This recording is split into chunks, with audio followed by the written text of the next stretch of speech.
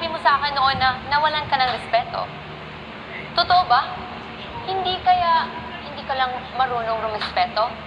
Kasi kung iisipin mo, pagrespeto ba yung pagsisigaw sa hapagkainan? O pagsasalita ng bad words na naririnig ng mga ibang kabataan? Sabi mo, pag-ibig pala ko na. Eh, sino bang mas ate sa atin ang nagbabad finger sa harap ng camera? Aba, Fiang. Sino bang may manliligaw sa ating dalawa na nag-aantay sa labas pero ikaw, 1, 2, 3, kinakapitan. Sila na nga yung lumalayo sa'yo, di ba?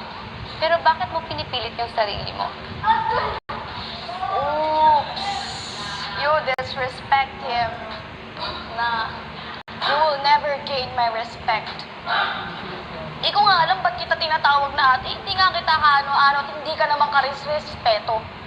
Sa ginagawa mo, hindi nga dapat just ang pangalan mo. Alam mo, dapat pangalan mo, attention seeker. Alam mo, Jazz, tatanggalin ko na yung ate Nalilito ako kung ano ba talagang pakay mo. Nag-iinarte ka pa gusto mo din naman talaga. Nahihilanti ka.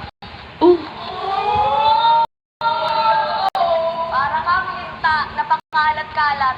Kaya ka niloloko. Oh, nagtataka ka ba? Bakit ka niloloko ng ex mo? Eh, ganyan pala ang ugali.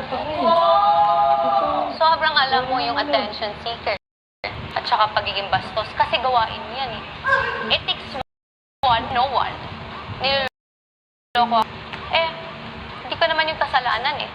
Sino ba yung iniwan? Tapos ang tagal na Eh, ikaw, proud ka ba na nakikita ng kapatid mo at ng mama mo ang kalantian mo dito? Ano bang pinunta mo dito? Pangarap?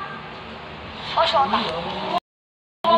Hindi naman ako pumasok laging syota. Kaya kung gusto mo, kunin mo.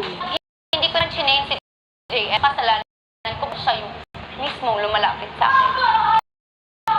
Sino bang nagchichika? Gusto ko yan. So, wala. Sariling utak mo lang yun. So, tinanong mo ako, masaya ba yung nanay kapatid ko? Dahil ginagamit ko edukasyon. Ibalik ko yung tanong ko sa'yo.